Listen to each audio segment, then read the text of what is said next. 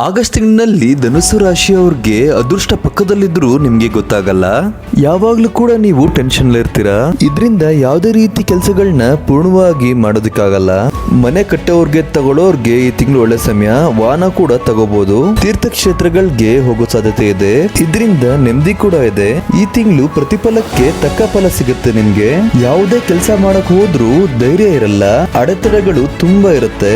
ಆರೋಗ್ಯ ವಿಚಾರದಲ್ಲಿ ಎಚ್ಚರಿಕೆ ವಹಿಸಿ. Bones and orthopaedics, blood related problems ಬರ್ಬೋದು. ನಿಮ್ಮನ್ನು ಹಿಂದೆ ಆಡ್ಕೊಂಡವರು ಈ ತಿಂಗಳು ನಿಮ್ಮ ಬೆಲೆ ಅವ್ರಿಗೆ ಗೊತ್ತಾಗತ್ತೆ. ಯಾರಿಗೆಲ್ಲ ಮದ್ವೆ ವಿಚಾರದಲ್ಲಿ ನಂಬಿಕೆ ಇರಲ್ಲ ಅವರಿಗೆಲ್ಲ ಈ ತಿಂಗಳು ನಂಬಿಕೆ ಬರೋ ಸಾಧ್ಯತೆ ಇದೆ. ನೀವು ಈ ತಿಂಗಳು ತಾಳ್ಮೆಯಿಂದ ಯೋಚಿಸಿ ನಡೆದಿದ್ದೇ ಆದ್ರೆ ವ್ಯಾಪಾರ ವ್ಯವಹಾರದಲ್ಲಿ ತುಂಬಾ ಅಭಿವೃದ್ಧಿ ಕಾಣ್ತೀರಾ. ಹೊಸದಾಗಿ ವ್ಯಾಪಾರ ವ್ಯವಹಾರ ಮಾಡೋರ್ಗೂ ಕೂಡ ಈ ತಿಂಗಳು ಶುಭವಾಗಿದೆ. ನಿಮ್ಮ ತಾಯಿಯ ಆರೋಗ್ಯದಲ್ಲಿ ಈ ತಿಂಗಳು ಚೇತರಿಕೆ ಕಂಡು ಬರುತ್ತೆ. ತಂದೆ ತಾಯಿಗೆ ಯಾವುದೇ ಕಾರಣಕ್ಕೂ ಕೂಡ ನೀವು ಬೇಜಾರು ಮಾಡಬೇಡಿ. ಹಣಕಾಸಿನ ವಿಚಾರದಲ್ಲಿ, ಕುಟುಂಬದ ವಿಚಾರದಲ್ಲಿ ಆಗಸ್ಟ್ 20 ನಂತರ ಎಲ್ಲ ಒಳ್ಳೇದಾಗತ್ತೆ. ಹಲವು ಮೂಲಗಳಿಂದ ಧನಾಗಮನ ಕೂಡ ಈ ತಿಂಗಳಿರುತ್ತೆ. ಆಗಸ್ಟ್ ಕೊನೆಯ ತಿಂಗಳಿನಲ್ಲಿ ಹೊಸ ಅವಕಾಶಗಳು ಕೂಡ ನಿಮ್ಗೆ ಬಂದಿ ಸೇರುತ್ತೆ. ಕೆಲಸ ಸಿಗದೇವರೆಗೂ ಕೂಡ ಈ ತಿಂಗಳು ಕೆಲಸ ಸಿಗೋ ಸಾಧ್ಯತೆ ಇದೆ. ನಿಮ್ಮ ಕೆಲಸದಲ್ಲಿರೋ ಪ್ರೆಷರ್ ಕೂಡ ಕಮ್ಮಿ ಆಗತ್ತೆ. ಜಾಸ್ತಿ ಯಾವ್ದ್ರ ಬಗ್ಗೆನೂ ಯಾರ ಬಗ್ಗೆನೂ ಯೋಚನೆ ಮಾಡಬೇಡಿ. ನಿಮ್ಮ ಕೆಲಸ ಏನಿದೆ ಅದನ್ನ ಶ್ರದ್ಧೆಯಿಂದ ಮಾಡಿ, ಎಲ್ಲ ಒಳ್ಳೇದಾಗತ್ತೆ.